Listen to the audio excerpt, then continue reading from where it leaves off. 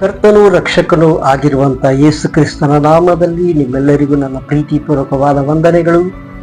ಪ್ರೀತಿಯ ದೇವಜನರೇ, ವಿಶ್ವಾಸಿಗಳೇ, ನಿಮ್ಮ ಪ್ರತಿಯೊಬ್ಬೊಬ್ಬರನ್ನ ಕರ್ತನಾದ ಕ್ರಿಸ್ತ ಯೇಸುವಿನ ನಾಮದಲ್ಲಿ ನಿಮಗೆ ಪ್ರೀತಿಪೂರ್ವಕವಾದ ನನ್ನ ವಂದನೆಗಳು. ಪ್ರಿಯರಾದವರೇ, ನಿಶ್ಚಯವಾಗಲೂ ದೇವರು ಒಳ್ಳೆಯವನಾಗಿದ್ದಾನೆ. ಪ್ರತಿಯೊಬ್ಬರ ಜೀವಿತದಲ್ಲಿ ದೇವರು ತನ್ನ ಮಕ್ಕಳಿಗೆ ಒಳ್ಳೆಯದನ್ನೇ ಮಾಡುವಂಥ ಸರ್ವಶಕ್ತನು, ಆತನು ಸರ್ವವ್ಯಾಪಿಯೂ ಆಗಿದ್ದಾನೆ.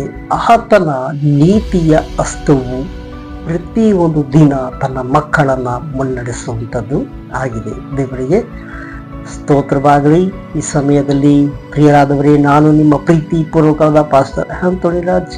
ಈ ದಿನದಲ್ಲಿ ಪ್ರಿಯರಾದವರೇ, ಬನ್ನಿ ನಾವು ದೇವರ ವಾಕ್ಯದೊಂದಿಗೆ ನಾವು ಈ ದಿನದಲ್ಲಿ ನಾವು ಪ್ರಾರಂಭ ಮಾಡೋಣ. ನೋಡಿ, ನಾವು ವಿಮೋಚನಾ ಕಾಂಡ 17ನೇ ಅಧ್ಯಾಯ 15ನೇ ವಾಕ್ಯ ಹೇಳ್ತದೆ, ಆ ಸ್ಥಳದಲ್ಲಿ ಮೋಶೆ ಯಜ್ಞವೇದಿಯನ್ನು ಕಟ್ಟಿಸಿ ಅದಕ್ಕೆ ಯೆಹೋವ ನಿಸಿ ಎಂದು ಹೆಸರಿಟ್ಟನು. ಆ ಸ್ಥಳಕ್ಕೆ ಮೋಶೆಯು ಒಂದು ಯಜ್ಞವೇದಿಯನ್ನು ಕಟ್ಟಿಸಿ ಅದಕ್ಕೆ ಯೆಹೋವ ನಿಸಿ ಎಂಬುದಾಗಿ ಹೆಸರಿಟ್ಟನು. ದೇವರಿಗೆ ಸ್ತೋತ್ರವಾಗಲಿ. ಪ್ರೀತಿಯ ದೇವರ ಮಕ್ಕಳೇ,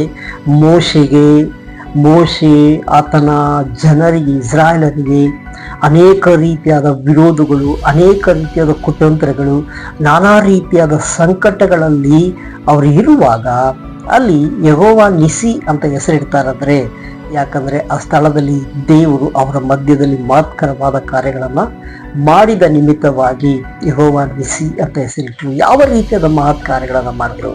ಅವರಿಗೆ ನಾನಾ ರೀತಿಯಾದ ಶತ್ರುಗಳು, ಅನೇಕ ರೀತಿಯಾದ ಅಮೇಲಿಕರು ಎಂಬುದಾಗಿ ಆ ಸ್ಥಳದಲ್ಲಿ ನೋಡಿ 1ನೇ ಅಧ್ಯಾಯ 17ನೇ ಅಧ್ಯಾಯ 1ನೇ ವಾಕ್ಯದಲ್ಲಿ ಹೇಳ್ತದೆ, ಹಾಗೆ ಅಮೇಲಿಕರು ರೆಫೀದೀಮಿನಲ್ಲಿ ಇಸ್ರಾಯೇಲರ ಮೇಲೆ ಯುದ್ಧಕ್ಕೆ ಬರಲು ಮೋಶೆ ಯೋಶುವನಿಗೆ, ನೀನು ಭಟ್ಟರನ್ನ ಅಂದರೆ ರೆಫೀದಿ ಅಂತ ಹೇಳಿಕೊಳ್ಳುವ ಒಂದು ಸ್ಥಳದಲ್ಲಿ ಯುದ್ಧಕ್ಕೆ ಅವರ ಮೇಲೆ ಸೋಲಿಸಬೇಕು, ಯಾರು ದೇವರ ಮಕ್ಕಳ ಮೇಲೆ ಸೋಲಿಸಬೇಕು, ನಾನಾ ರೀತಿಯಾದ ಕಾರ್ಯಗಳಿಂದ ಅವರ ಭೂಮಿಗಳನ್ನು ಸ್ವಾಸ್ಯ ಮಾಡಿಕೊಳ್ಬಾರ್ದು ಅಂತ ಹೇಳಿ ಅನೇಕ ರೀತಿಯಾದ ಕಾರ್ಯಗಳು ಅವರ ಜೀವಿತದಲ್ಲಿ ಉಂಟು ಮಾಡಿದಾಗಲೂ ದೇವರು ತಾನೇ ಅವರ ಜೀವಿತದಲ್ಲಿ ಜಯವನ್ನು ಅನುಗ್ರಹಿಸಿದಂಥ ಕರ್ತನಾಗಿದ್ದಾನೆ. ಹಾಲೆಲೂಯಾ.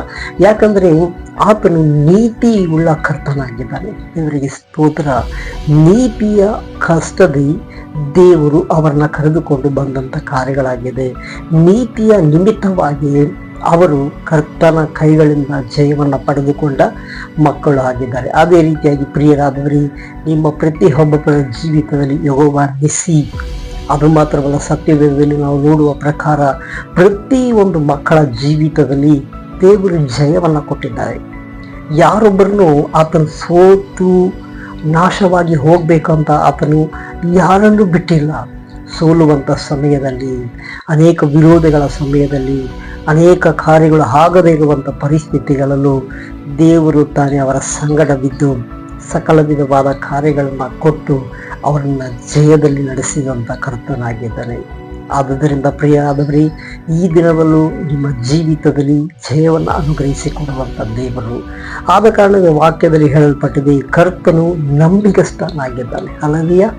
ಅನೇಕ ನಾವು ನಂಬಿದಂಥ ಜನಗಳು ನಮ್ಮನ್ನು ಕೈ ಬಿಡ್ಬೋದು, ಆದರೆ ಪ್ರಿಯರಾದವರೇ, ಕರ್ತನು ನಂಬಿಗಸ್ತನಾಗಿದ್ದರಿಂದ ಆತನ ನಂಬಿದಂಥ ಆತನ ಮಕ್ಕಳಿಗೂ ಎಂದಿಗೂ ಕೈ ಬೆಳೆದೆ ಕಾಯುವಂಥ ಕರ್ತನಾಗಿದ್ದಾನೆ. ಅದೇ ರೀತಿಯಾಗಿ ನಿಮ್ಮನ್ನು ಕಾಯ್ತಾರೆ.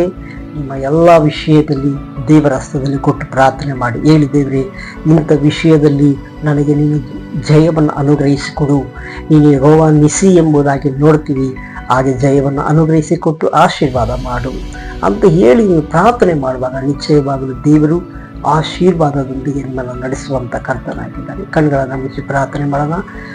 ಅಪ್ಪ, ಪರಿಶುದ್ಧವಾದ ಒಳ್ಳೆ ತಂದೆಯೇ, ನಿಮ್ಮನ್ನು ಸ್ತುತಿಸ್ತಾ ಇದ್ವಿ, ಕೊಂಡಾಡ್ತಾ ಇದ್ವಿ, ಮೈಲು ಪಡಿಸ್ತಾ ಇದ್ವಿ. ಆಶೀರ್ವಿಸಲ್ಪಟ್ಟ ಒಳ್ಳೆ ಸಮಯಕ್ಕಾಗಿ ಸ್ತೋತ್ರ. ನಿಮ್ಮ ಮಕ್ಕಳೆಲ್ಲರಿಗೂ ದೇವರೇ ಜಯವನ್ನು ಅನುಗ್ರಹಿಸಿ ದಾರಿ ನಡೆಸಿ ಯೇಸುವಿನ ನಾಮದಲ್ಲಿ ತಂದೆ, ಆಮೇನ್. Price the lord. ಇದೇ ರೀತಿಯಾಗಿ ಮತ್ತೊಂದು ವಿಡಿಯೋದಲ್ಲಿ ನಾವು ನೋಡೋಣ. ದೇವರು ಯೆಹೋವ ಶಾಲೋ, ಯೆಹೋವ ನಿಸಿ ನಿಮಗೆ ಜಯವನ್ನು ಅನುಗ್ರಹಿಸಲಿ. ಯೆಹೋವ ಶಾಲೋಮ್. ಆಮೇನ್.